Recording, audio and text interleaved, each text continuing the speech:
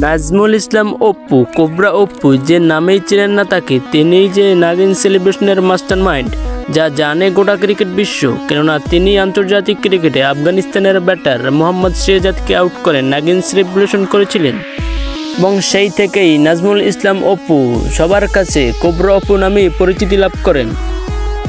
নাজমুল ইসলাম অপুর এই নাগিন সেলিব্রেশন এরপর ব্যাপক সাড়া পায় ক্রিকেট দুনিয়ায়। 10 মার্চ 2018 শ্রীলঙ্কার দেয়া 214 রান টপকে ইতিহাস সৃষ্টি করে জয় পেয়েছিল বাংলাদেশ। মুশফিকুর রহিমের 35 বলে 72 রানের জড়ো ইনিংসকে ভর করে সেদিন বাংলাদেশ জয় পেয়েছিল। মুশফিকুর রহিম নাগিন সেলিব্রেশন দিয়ে জয় উদযাপন করেছিলেন। যদিও এর আগে শ্রীলঙ্কা বাংলাদেশের সাথে সিরিজ জিতে এই নাগিন সেলিব্রেশন উদযাপন করেছিলেন। 14 মার্চ 2018 নিদাস ট্রফির অলিখিত সেমিফাইনালে মুখোমুখি শ্রীলঙ্কা বাংলাদেশ।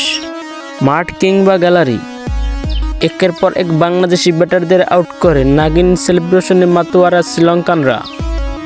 দল যখন হারার পথে ঠিক তখনই দলের হাল ধরেন সাইলেন্ট কিলার মাহমুদুল্লাহ রিয়াদ। 18 বলে 43 রানের জড়ো ইনিংস খেলে দলকে সেদিন জিতিয়েছিলেন সাইলেন্ট কিলার মাহমুদুল্লাহ রিয়াদ এবং নিদাস ট্রফির ফাইনালে উঠেছিল বাংলাদেশ। কলম্বোর প্রেমাদাসা স্টেডিয়াম সেদিন দেখেছিল কে নাগিন আর কে সাপুরি।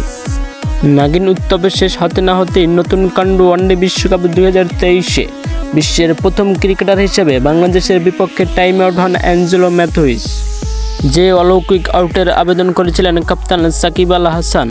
ওই ম্যাচেরই দ্বিতীয় ইনিংসে সাকিবকে আউট করেছিলেন অ্যাঞ্জেলো ম্যাথুইস এবং আউট করে অ্যাঞ্জেলো ম্যাথুইস সাকিবকে টাইম আউট সেলিব্রেশন দেখিয়েছিলেন এবং সেই থেকেই টাইম আউট সেলিব্রেশনের উৎপত্তি। এরপর মার্চে বাংলাদেশে খেলতে এসে টি-20 সিরিজ জিতে পুরো দল টাইম আউট সেলিব্রেশন করেছিল। আর এভাবেই ক্রিকেটের দুনিয়ায় চলতে থাকে বাঘ আর সিংহের লড়াই। আর হে দর্শক, ভিডিওটি ভালো লেগে থাকলে অবশ্যই লাইক এবং ফলো দিয়ে আমাদের সাথেই থাকবেন।